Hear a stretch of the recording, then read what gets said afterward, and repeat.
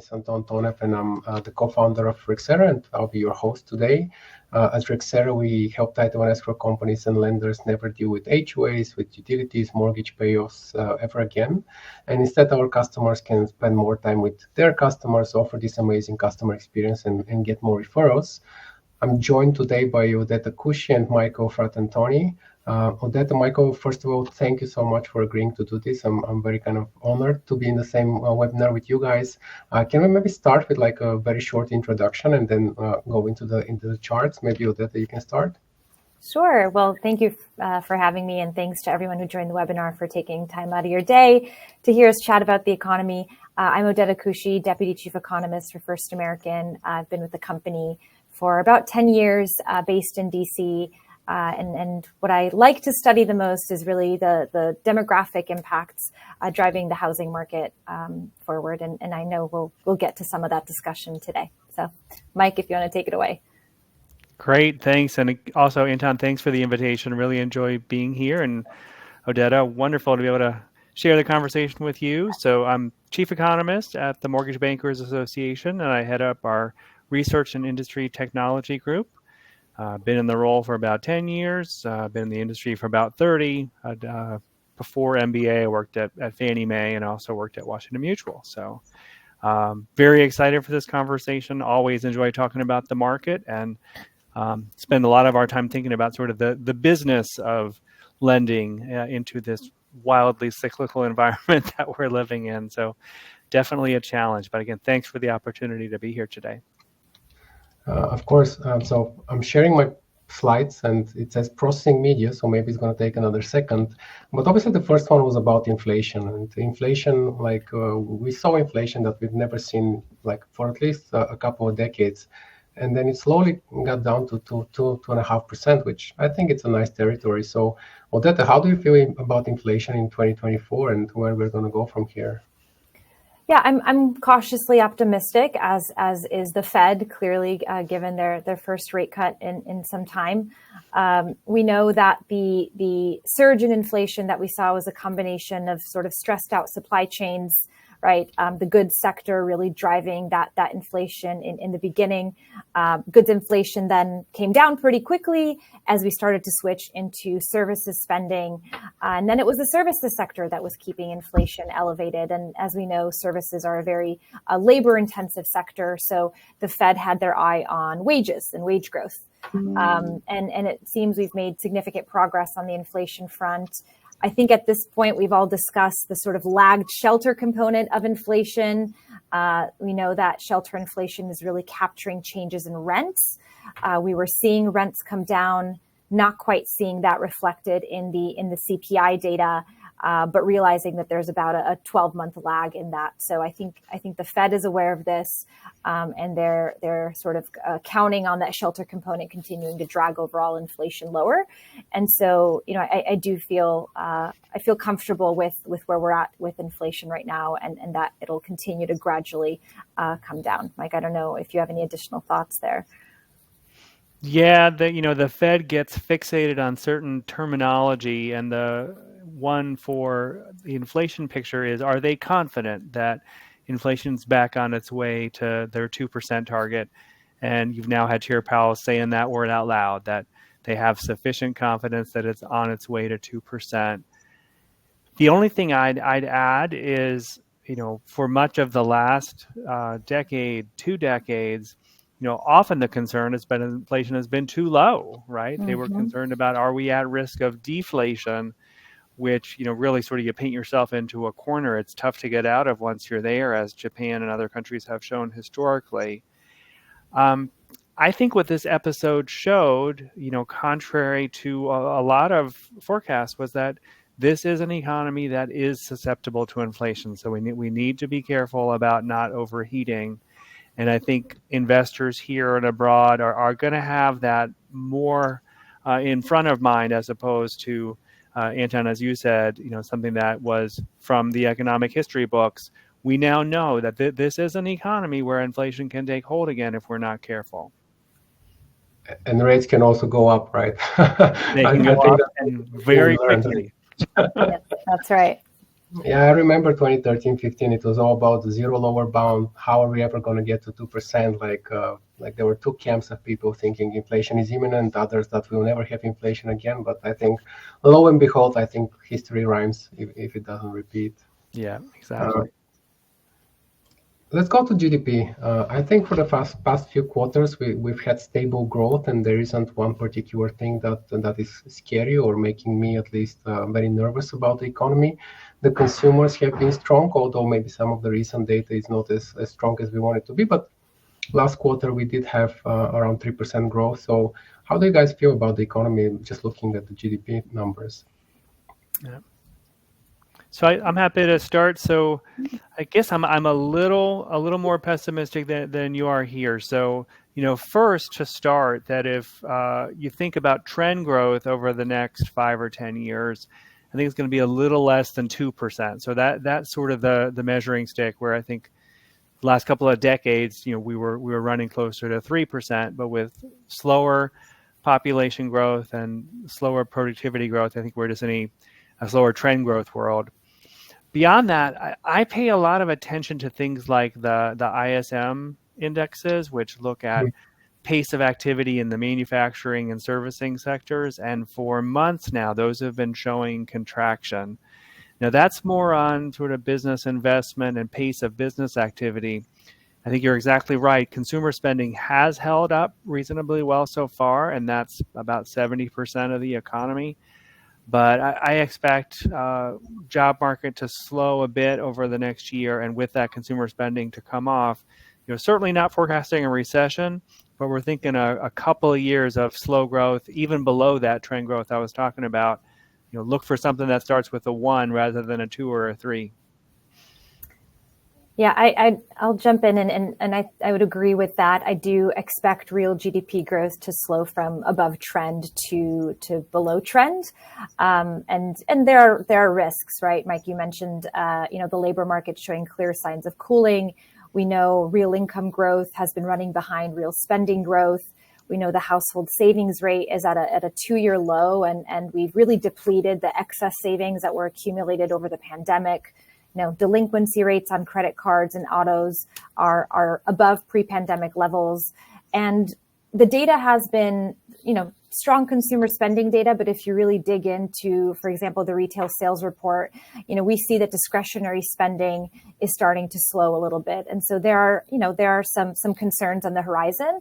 We're also not forecasting a recession in the near term because consumer spending continues to show resilience, but there is some concern on the horizon with some of the other data that I just mentioned. I guess as long as we don't end up like Europe, where it has been 0 point something growth for some time, right? Stagnation, yeah. Exactly. Yeah.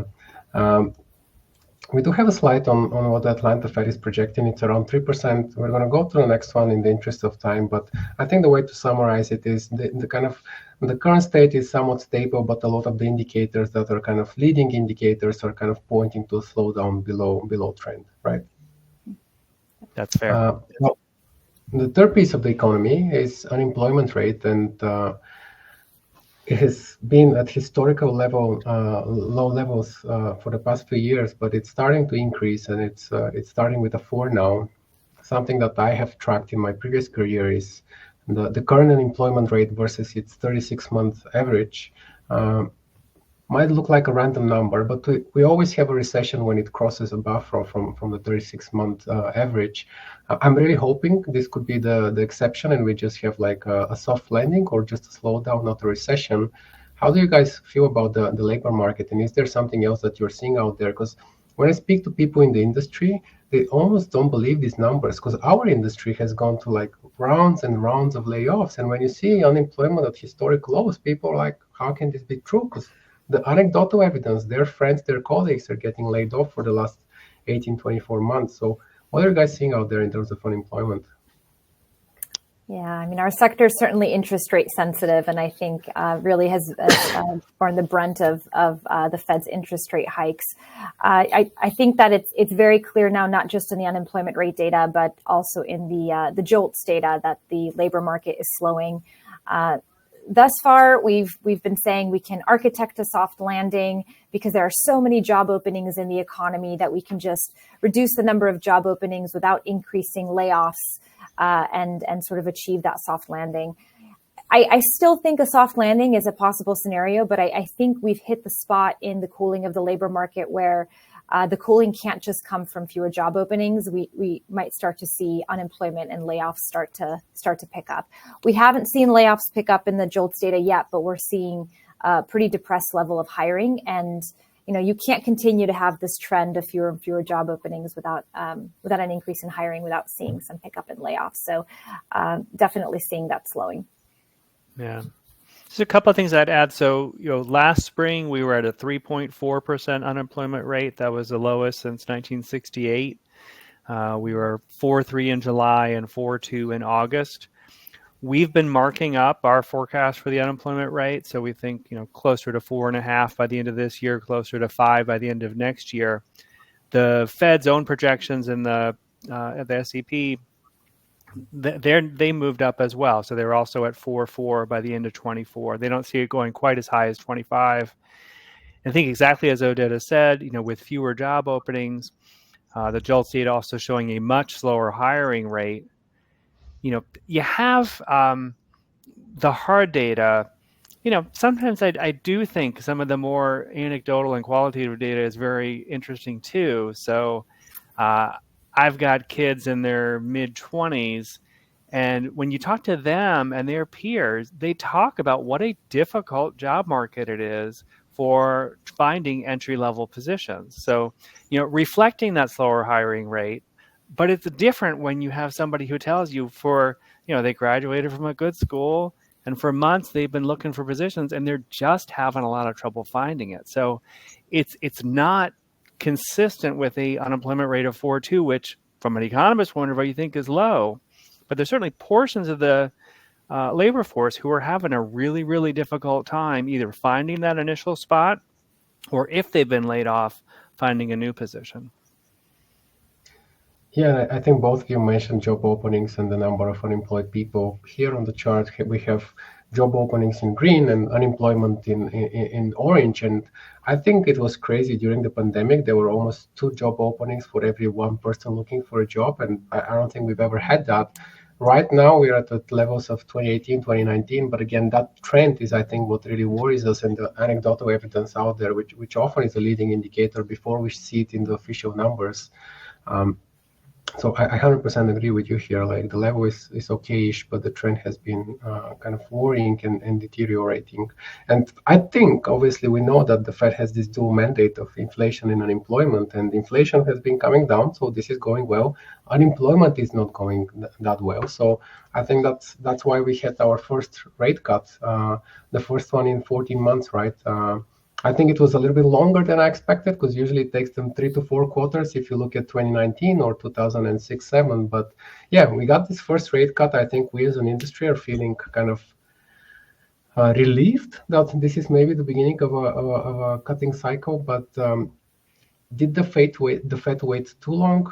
Did they cut too much, too little? Do you think that was an appropriate action, starting with 50 basis points in September? How do you feel about this? If I may just make one other point on the JOLTS data before we move on, the flip side of there was the big gap between openings and hires, and that gap was sort of like a proxy for supply and demand in the labor market. Clearly, a lot of demand, insufficient supply, really pushing up wage growth, which is something the Fed had their eye on.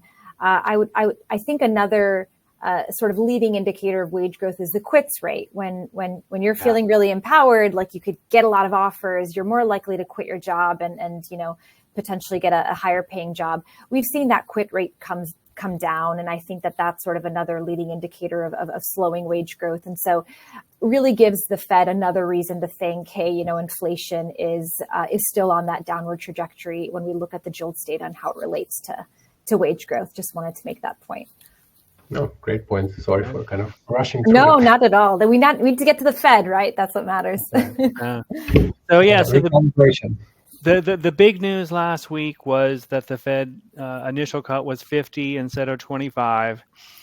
If, as Odeta and I do, if you actually listen to what Federal Reserve officials had said, you would have locked in at 25. So every economist survey out there, almost uniformly looking for a 25 basis point cut. What happened here is before the blackout period, that was the message they were communicating. After the blackout period began, market probabilities really switched on them, and they decided to go with really the market view that 50 was required. I think that's a bit problematic for then folks like us, how much weight you put on what the Fed says going forward, because they obviously didn't follow through with that. The second surprise, though, and maybe it's not a surprise, but the second piece of information from the statement and the SEP was they also moved up their terminal rate, right? So last year at this time, all indications that the long run neutral value for the Fed funds rate was 2.5%. They've now notched that up to 2.9%, and the range of estimates across FOMC members is 2.5 to 3.5. Our view is they're probably going to be closer to the 3.5 end of that range. So I know we're going to talk about this, but that's what accounts for this odd result where they drop more than expected in terms of the overnight rate. The 2-year rate's down, the yield curve's uninverted, the 10-year rate's up, right, a week after this large Fed cut. So a lot going on there, but I think it reflects these two different pieces of information, the size of that first cut and the move in the terminal rate. Yeah, I completely agree. I think it was the projections this time around. Of course, the 50 basis points, surprised economists who were thinking that we'd come in at 25, but it was really the projections looking out that I think really was my takeaway from this meeting. At the end of the day, long end of the curve is really the short end plus expectations plus some term premium, right? So I guess, Mike, you're saying like expectations are kind of maybe a little bit higher than we thought they are, but the short end is going down because the Fed is cutting rates. Exactly. And it's comforting to have a yield curve that's upwardly sloped again, at least for over most of the range. But for folks in our business, the long end's more important. And so that impact of the expectations, really, really important for our business. Let's just go to our rates, right? Like, so here we had the Fed funds rate. We also have the 2-year and the 10-year treasury in greenish. And then we have the 30-year mortgage rate in orange. And I think we can all agree, very importantly, the spread between 30-year mortgage rate and the 10-year treasury. Michael, I know that you love the spread and you think it's very important. Can you tell our kind of viewers, one, why is this important, and what do you kind of expect from that spread from here on? Yeah, no, this is, I talk to a lot of folks in the industry and in the media about exactly this question. So, if you look historically, the difference between the yellow and the blue, I believe, the 10-year, about 180 basis points. There have been a couple of times in history where it's been as wide as 300 basis points. One was in September of 2008 when the financial system was collapsing. The second was in March of 2020 when, again, the financial system was collapsing due to the pandemic. And then was for the entire year of 2023, it was essentially at 300 basis points. And that's really very strange. And trying to explain why that spread is so wide, and that spread is so important, is because it's the mortgage rate that ultimately you're presenting to that home buyer or that refinance borrower. The Fed funds rate is the news item, but it's the mortgage rate which is driving that cost of borrowing. And I always point to 3 reasons why the spread got so wide last year. One is, and you show it very well on your chart here, this move by the Fed to go from 0 to 5.5% on the overnight rate so quickly just resulted in a huge impulse to the financial system. And people didn't know where they were going next. There were leaders in the financial industry last year who thought they might have to go to 7.5% on the Fed funds rate to bring this inflation around. They ultimately didn't, but just that level of uncertainty results in rate volatility. Rate volatility means a wider spread because it's more prepay risk. Second factor, you remember last spring we had a number of very large bank failures. As a result of those bank failures, the FDIC wound up holding about $100 billion in MBS, which is a sizable sum. And the FDIC, unlike the Fed, can't hold those for the long run. So it had to sell them into the market pretty quickly. And there was concerns that if we had additional bank failures, the FDIC would have to do more of the same. Luckily, that's now sort of in the rearview mirror. The rate volatility picture is getting better now because we've turned the corner. Less concern that there's going to be a need for the Fed to raise rates further.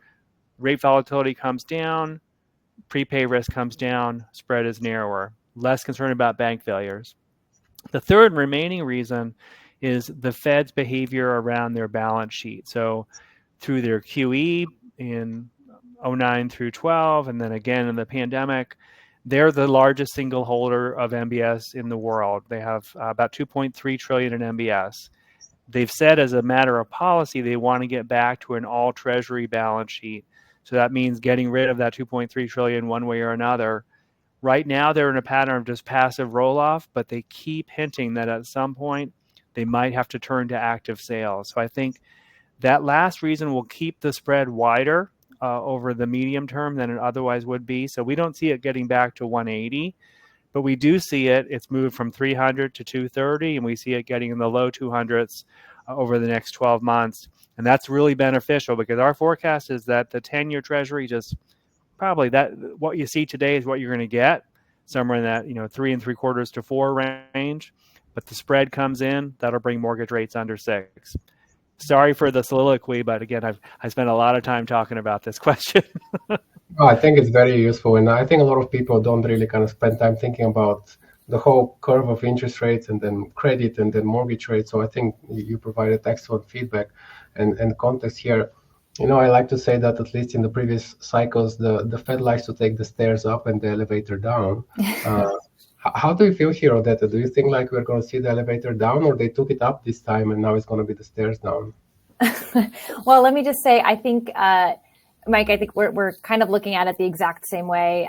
We've been saying for a while that we believe the certainty, Fed certainty about monetary policy will lead to some narrowing of the spread, but certainly not back to normal. And really, it's because of the Fed was a huge buyer of mortgage-backed securities, no longer a buyer, and in fact, one day might be a seller. And so we have a very similar projection where we're really relying on those spreads narrowing for any further declines in the 30-year fixed rate mortgage. So a lot of forecasts out there, but I'm not seeing us get below 6% this year. There are factors that could come into play. Of course, if recession risk is heightened, if there are any, tail risk events that happen. But I think our general expectation is we'll get maybe a little bit more movement lower in the 30-year fixed rate mortgage, but for all the reasons you mentioned, not a significant decline. So here we have what the market expects from Fed fund rates by the end of the year. We start August with the 5.25% to 5.5% range. Now we're at 4.75% to 5%. In November, it's really a coin flip between 25 basis points and 50 basis points. And there is actually a good chance that we end up the year with 4 to 4.25% range for the Fed funds. Unfortunately, like Odeta, what you're saying, and Mike as well, is that rates on the short end can go down, but we don't expect too much movement on the long end and mortgage rates unless that spread kind of shrinks, right? Yeah. I mean, I think, as I said, sort of high degree of confidence that the Fed funds rate is going to drop about 150 basis points over the next 12 to 18 months, somewhere in that time frame. Exactly how we get there, I think that'll just sort of be play by play as we work through the economic data as it comes in. One thing that is important, while absolutely for a 30-year mortgage rate, it is the long end of the curve. You got a lot of folks out there with home equity lines of credit that are tied directly to the Fed funds rate through a prime rate. So that is sort of one avenue where a Fed cut does directly impact cost of borrowing. Before we move on, we have elections as well coming in November, right? And let's not get into politics, but I think the Fed days after the election date, and I think they might feel a little bit more empowered for 50 basis points. Cutting 50 before the election day, I feel it might be a little bit tricky, but after that, maybe we do see another 50 in November. Mike, this was something that you mentioned. Do you mind quickly maybe walking our listeners to what we're seeing here, the dot plot and the terminal rate, and where we see rates in 2025? Yeah. So again, as once a quarter, the FOMC puts out these projections, and they show for GDP and the unemployment rate and inflation what each of the members, the 12 regional bank presidents and the 7 governors, their own thoughts about how the economy is likely to evolve over the next couple of years, and then where it's likely to settle in the longer run. And then you have this most famous dot plot, which is if the economy evolves in that way, where would they set the Fed funds rate? And despite Chair Powell's best efforts, he will say at every press conference, this is not a forecast, this is not a commitment, this is just an expectation of how they might set rates if the economy evolves as they're projecting. What's really changed is, again, over the near term in 2024, how many rates these FOMC members are thinking would be appropriate. Remember back in June, that median member thought just 1. Now the median member's thinking 3, and you can see you have more FOMC members thinking it's going to drop even lower than that. It's a bit of an unbalanced distribution. Then as we get into 25, the distribution gets wider. As we get into 26 and 27, wider and wider still. So more uncertainty as we go further into the future. And then what I highlighted is that rightmost set of dots, the longer run. Where would the Fed be setting policy once inflation's at target, once the labor market's at full employment? And this set of dots used to cluster essentially at 2.5. Now it's a wider distribution. Again, that experience we just lived through of inflation just getting out of control very quickly, I think has at least the more hawkish members of the FOMC kind of nervous that they're going to be careful about how far they allow rates to drop this cycle. And I think we were just hit by something we never expected, right? Like high inflation, high rates. So after a period of volatility, it's normal that we see a little bit more descent where we're going to end up. I think 3-4 years ago, maybe 5, it was much easier to see where rates are. Although obviously everyone's projecting rates going up with time, and they never went up until a few years ago. Before we wrap up kind of the macro backdrop and where the economy is, any kind of parting thoughts on the economy and what we've seen this year and what to expect? No, I think given our discussion on the labor market, on the Fed, clearly there's been a shift from focusing on the part of their mandate that's really focused on inflation over to ensuring that the labor market, we know it's slowing, but really preventing the labor market from slowing more than the Fed would like. And I do see risks over the near and medium term in the labor market, but it's really a matter of what the Fed can do to prevent that from getting worse. Makes sense. And the only thing I'd add is you always worry about what shocks might hit the economy, and plenty to choose from, right? Particularly you think about geopolitical events right now, whether in the Middle East or in Asia, all kinds of things that could go really badly wrong, which would result in economic shocks to the economy, or if they were to get resolved more quickly, you get the reverse. So there's the straight economics, and then there's the much harder to sort of wedge in how those potential geopolitical shocks would impact our economy. And unfortunately, I think we've had our more than fair share of geopolitical shocks last few years. Absolutely. Used to too much calmer times. Going to real estate, let's start with, I think, my favorite chart. Here we can see the existing home sales since 1995. And I intentionally always start with 1995 because 2023 as a year was the worst since 1995 in terms of number of transactions of existing home sales.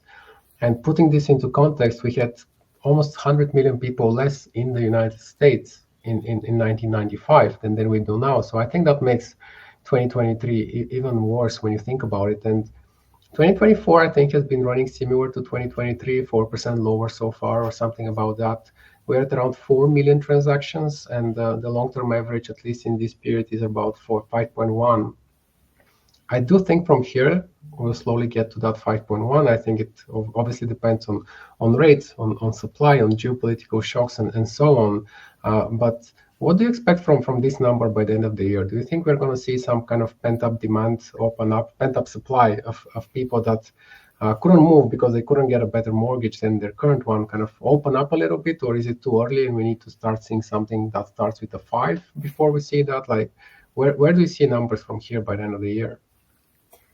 Yeah, I mean, you can see we've sort of been bouncing along the bottom here, really struggling to get any real momentum in existing home sales. And, you alluded to it, but we're in a unique market where the buyer is often the seller is often the buyer, right? And we know about 86% of existing homeowners are locked into rates below 6%. And so they're not financially incentivized to let go of that ultra low mortgage rate in favor of a higher mortgage rate. So I do think that lower mortgage rates will ease that lock-in effect a little bit and bring some buyers off the sidelines. So I do see progress this year. With that said, I'm not predicting a meaningful pickup for the remainder of the year in existing home sales. Maybe a modest pickup, but we're still facing an inventory crisis. We still have a lot of existing homeowners that are rate locked into their homes, and I think that is sort of will hold back the market for the rest of the year. Michael, any thoughts on the refi market? Do you think we can start seeing some activity there? We have actually seen a very impressive bounce on the refi side. So recent numbers from our weekly application survey, refi volume is up more than 100% compared to last year. And government refis, refinance of FHA and VA loans, up about 3 times compared to where we were last year at this time. So very, very responsive. It's all coming from folks that got loans in second half of 22 through the first half of this year. So 7 and 8% handles that now they can save a percentage point or more, and that really is meaningful in an environment where, as we said, some consumers are struggling a bit given what's happened in terms of wage growth and some of their other debt payments. In terms of home sales, agree with Odeta that expect sort of a modest uptick this year. In terms of absolute numbers, just seasonally things slow down through the course of the year. So on a seasonally adjusted basis, it'll look a little bit better.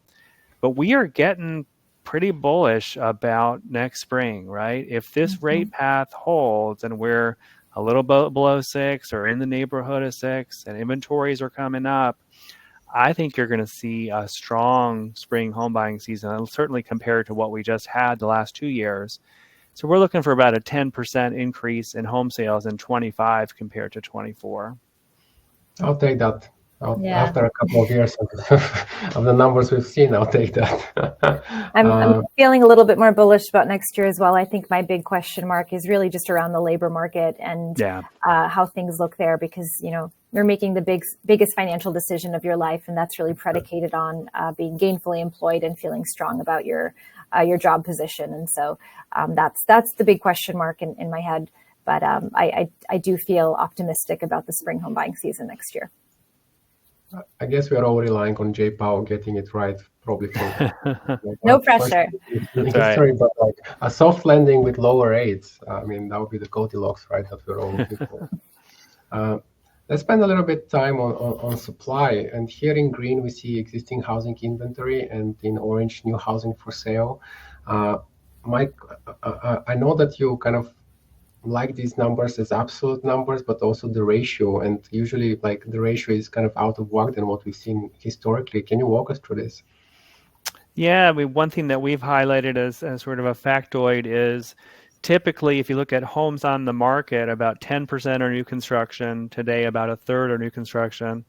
And if you look at the pace of sales, less than 10% are new home sales. Now about 16 or 17% are new home sales. So a very different mix. That's the national picture. The big production builders, obviously much more focused in some of those parts of the country where it's easier to put up more homes more quickly. So that mix is even more leaning towards new construction in the Floridas and Texases of the world, right? And less so in New England and California, where it's a little tougher to build. It's interesting too. NAHB, the Home Builders Association, just put out a number yesterday. 40% of new home sales go into first-time home buyers. Almost double what it was not too long ago. And on the existing side, it's mid 20s usually, so up a bit. But we're seeing both the average physical size of those new homes coming down, and the average loan size come down this year. Again, trying to hit sort of the sweet spot for those first-time buyers. Yeah, those big builders, I think, have had, more on the existing home side. If you don't have to sell your home, you won't, right? You can just stay put. A builder has inventory they need to sell, and so the big builders have the ability to offer incentives. I know the NAHB put out a report this month with their HMI survey that showed, the use of sale incentives was about 61% in September. The average price cut on a new home was about 5%. And so they're offering mortgage rate buy downs. They're offering quality upgrades on features in the home. And so they have the ability to use these incentives. And so the new home market has really been sort of a bright spot in the overall housing market, certainly compared to the existing home. I don't necessarily see any reason for that to stop. I know that builders continue to face quite a few supply side headwinds, and certainly financing costs on construction loans have been higher, but the lower mortgage rates should help on that front as well. And we know that we need to break ground on more homes. So those are my 2 cents. And I think the home buyer would take every small thing that comes their way, because if you look at where we are, I think it's really, really hard to buy a home, right? Like, you look at the Case-Shiller home price index in green, it's up and to the right. It's been going on like this for the last 34 years.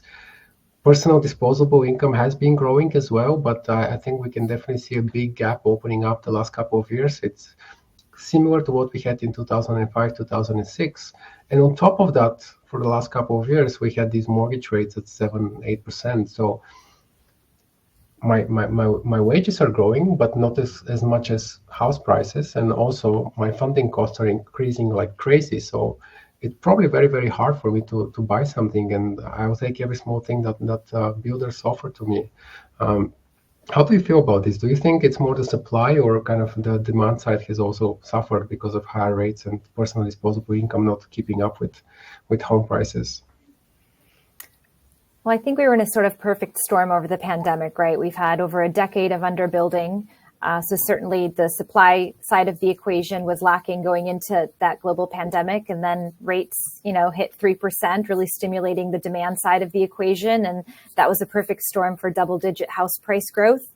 We had a little bit of a slowdown in house price appreciation when rates started to increase, when the Fed started to increase interest rates and mortgage rates sort of followed suit. But just this morning, we reached a new record high. The Case-Shiller House Price Index report from this morning showed a new record high.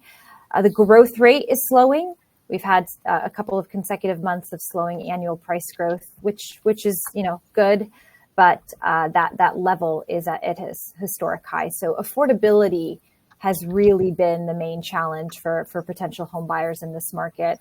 Lower rates will help, I think, through the end of the year.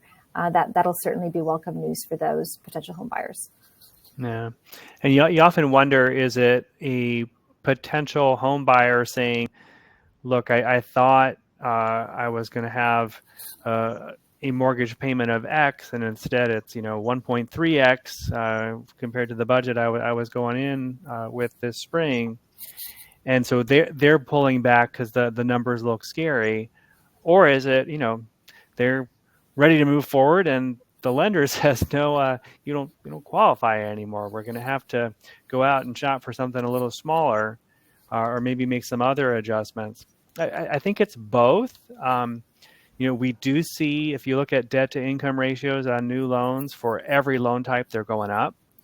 And if you've seen the loan choices that home buyers are making, much more of a shift towards the FHA and VA programs, which allow for lower down payments and for higher debt to income ratio. So the borrower is stretching a bit, but you look at the HMDA data, denial rates are up too, right? So there is a consistent sort of tight credit box, and we see that in our credit index too. So it's not that credit conditions have gotten much looser, but in a purchase market like this, with the affordability picture that you're showing, credit is being at the outer edge of that box.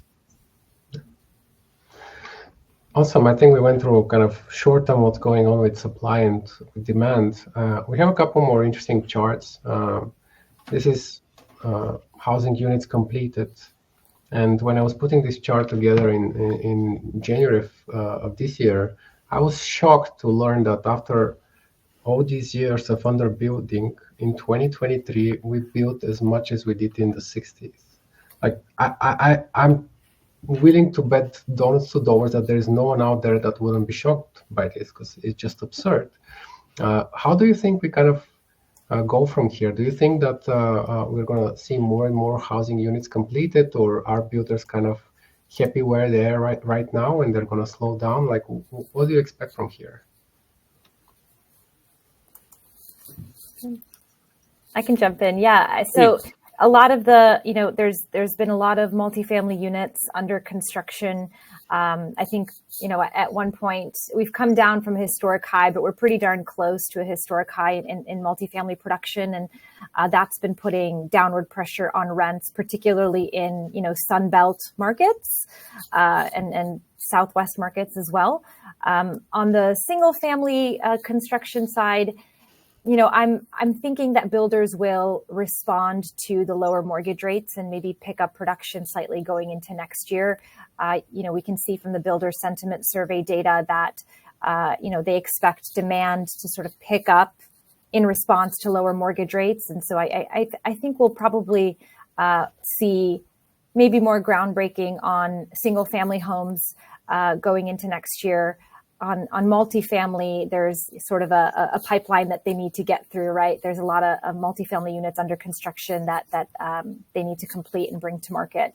And so that's sort of the dynamic I'm seeing. But, there's been a lot of concern about oversupply on the multifamily side, which might be a near-term problem in some markets, but then permits are coming down for multifamily. So over a longer term horizon in the pipeline, that means we're back to an undersupply scenario in several years. So, it's important to sort of look out in not just in the near term, but over a longer term horizon. We have a really large housing deficit to get through, right? I mean, there's estimates will range, but I think the average among economists is about 3 million units short. But that's not even taking into account the fact that we're forming new households every year. And so, there's certainly a need for us to sort of build that housing deficit gap and then some. No, totally agree with everything Odeta said. Our expectation is we're going to have about 1.5 million housing starts across both single family and multifamily the next couple of years. But exactly to her point, I think we're going to have about 1.5 million households formed each of those years as well. So we're treading water relative to the deficit. Your chart's fantastic here, Anton. Another implication of this, and you see this in the home builder data, if you look at the distribution of the stock of homes out there, we have a lot of very old homes now at this point, right? So our house was built in 1935, and I can tell you that when you have an old house like that, that means a lot of things break that need to be repaired.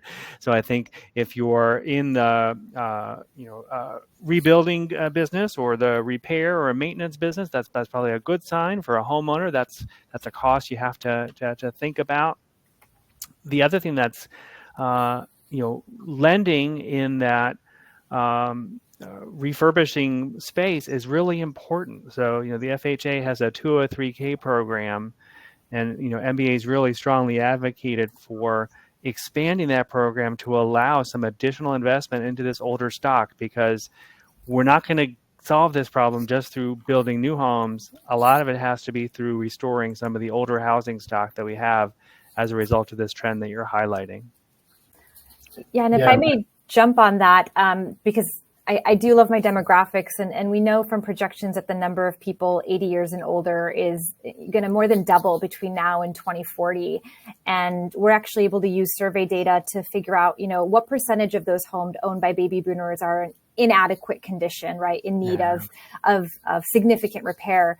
And there's a lot, and they're in prime locations, right? They're in New York and DC and in really desirable areas, but they need a lot of work to be desirable to a potential buyer. And so just jumping on your point about remodeling, I think sort of by default, the fixer-upper will be popular again, even just looking at the demographic trends. Yeah. I think if we have some private equity investors in the crowd, they'll be buying all these remodeling companies now. They've been doing that for some time with HVAC and all the other things.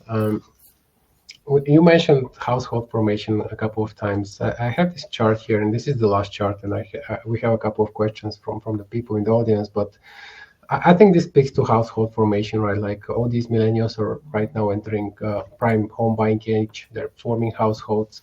If you look at what's going on, like in the people that will be 33 years old in 2024, like those that are born in the early 90s, well, there's a lot of them, and I'm also one of them. So all these people are looking for, starting a household and settling down somewhere. So we need to continue building. I think is what is coming out of this. Any parting thoughts before we answer a couple of questions from the crowd? Oh, I think this is. Please go ahead, Odeta. No, I was just going to say I'm glad we're ending on the demographics piece, because I think at the end of the day we need to be focusing on sort of the fundamental drivers. I do think there are a lot of millennials still on the sidelines, obviously waiting for the payment to paycheck calculation to make sense, waiting for more inventory to show up on the market, waiting for the lending standards to be more favorable. And so we do have that demand on the sidelines. We were supposed to be the forever renter avocado toast generation, but I think it's the case that millennials are really just getting married later in life. They're making these lifestyle decisions that are correlated with buying a home later in life compared to their predecessors, and so we've seen them show up on the market maybe later than Gen X and baby boomers, but they're there. And right behind them, we've got Gen Z. So important to keep an eye on the demographics. Yeah, the only other thing I'd add is thinking about the supply side. There have been notions from time to time that we'd get a silver tsunami of all the baby boomers selling their homes at once. We had Gary Engelhardt, who's a professor at Syracuse, try to really do a rigorous analysis of that question. And a couple of years ago, sort of his conclusion looking at the data was it's going to be an incremental addition of supply, maybe 250,000 additional homes coming from boomers selling over the next decade or so. As we talked about, basically nothing could be more welcome than if that actually were to happen. He's taken another look at it now to try to update the data, and sort of early read is probably not even going to be that much, that boomers are holding on to their homes longer than people have thought. As Odeta said about even sort of folks older than boomers, people are just staying in their homes. Perhaps that's a consequence of the pandemic experience. Perhaps it's just the consequence of just the environment we're living in. People value their current property more than we had originally thought. Maybe like a silver glacial movement rather than a silver tsunami, right? Awesome. Thank you both so much. I really enjoyed our conversation. We have two questions from the audience that I would like to kind of share with you. And the first one is, do you see a scenario where prices actually go down from here? So we're not forecasting national price declines. Real estate is local. So we've actually already had some markets that have experienced price declines from recent peaks. But on a national level, I'm not expecting price declines simply because of the ongoing supply-demand imbalance that continues to sort of plague our market, right? And that sort of puts a floor on how low prices can go. We're also not predicting sort of a wave of distressed sales or foreclosures, which certainly would put downward pressure on prices. I expect foreclosure activity to pick up a little bit as the labor market slows, but staying on the metaphor of tsunami, we're not expecting a foreclosure tsunami, more of a trickle. And so our baseline expectation is not that of price declines nationally. Yeah, we'd agree. So we see national home price growth slowing, so decelerating a bit to sort of 2.5%, 3% from the 4.5%, 5% where we are today. But one thing I point out is that when national prices were increasing 19 to 20%, every single market in the country was going up. Mm-hmm. If we're right and nationally prices are going up 2.5%, 3%, probably a third of markets in the country might see some small declines. And so you just sort of rank order them. The ones with stronger population growth, stronger job growth, those are going to be the ones that are going to be showing faster home price growth. The reverse in the other direction. So we are going to have to pay a little more attention to those markets that are at risk of declines, but totally agree, don't see widespread home price declines. Oh, only something local. Last question, and I guess second and last question, and we didn't touch upon this, and I think it's very important because people are starting to talk about it, but what role does the deficit play in all this? Yeah. I'm happy to start there. It's going to be very important. So this year, we're likely to have a $2 trillion deficit. The debt to GDP is in the neighborhood of 100%, and it's likely to go up rapidly from here due to a lot of spending on particularly Social Security, Medicare, the entitlement programs. But now, because of the level of interest rates, we're spending more on net interest than we are for defense. And we probably are going to have to spend more on defense due to all the geopolitical issues that we hinted at. So we have a lot of spending needs in an economy that's growing more slowly. It's going to be a headwind. I'm not suggesting any sort of a financial crisis as a result of it, but you're just going to be hearing about it a lot more. And we're in a situation where global investors can give a thumbs down to a government that they think is not handling their financial position responsibly. We saw that in the UK. I hope we don't see that here, but there's the potential for just some disruptions and hiccups if we're not handling our fiscal situation well. That really has much more implications for the long end of the curve and mortgage rates than it does for monetary policy. Wonderful. Thank you so much for joining me. I really enjoyed our talk. I'll follow up with everyone on the webinar with the decks, and if you have any questions, send them my way, and I'm going to share them with Michael and Odeta. Michael, Odeta, it was a great pleasure, and I look forward to maybe doing it again next year and see where we are. Thank you very much. Thank you so much. Thank you. Bye. Bye-bye.